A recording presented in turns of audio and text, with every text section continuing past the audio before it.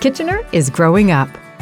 New tall buildings are being built in or close to downtown, near ion stations, along major roads, and in other strategic areas of the city. Goran is a Kitchener resident who has noticed the changing skyline. He lives in an older neighborhood and has questions about what impact tall buildings may have on his neighborhood. So he reached out to a city planner to ask some questions.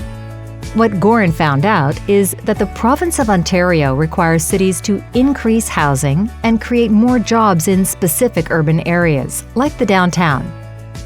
This protects valuable farmland, encourages public transit use, and uses existing infrastructure more efficiently and sustainably.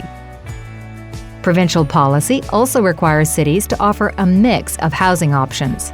Apartments play an important role in this mix, and sometimes these take the form of tall buildings. Goran also learned that Kitchener defines tall buildings as buildings with 9 or more stories, and that they can be designed for many uses, including offices, hospitals, and housing, to name a few. Each site is unique, and there isn't a one-size-fits-all approach. Good tall building design requires innovative and creative solutions. Goran now knows that the city asked the public for their input when developing the tall building guidelines, and that the guidelines are used to shape the design of these complex buildings. They guide development and ensure buildings aren't too wide or tall for their location, are placed in the best spot, and the effects of shadows, wind, and height differences between neighboring properties are reduced. Good design helps contribute to a good quality of life for the whole community, including Goran, his neighborhood, and the people who will live in or use the new building. A great city needs caring, informed, and engaged residents. Goran was encouraged by staff to provide his feedback if he receives a notice that a neighboring property owner is requesting a zoning or policy change for a proposed tall building. This is when staff evaluate proposals against the tall building guidelines to determine if they are compatible.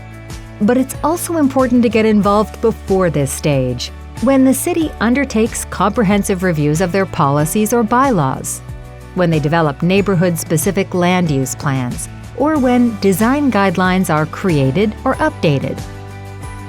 Opportunities for Goran and other interested residents to get involved in the discussion may be shared in a variety of ways, including signs on proposed development properties, mail, newspaper ads, and on the city's website.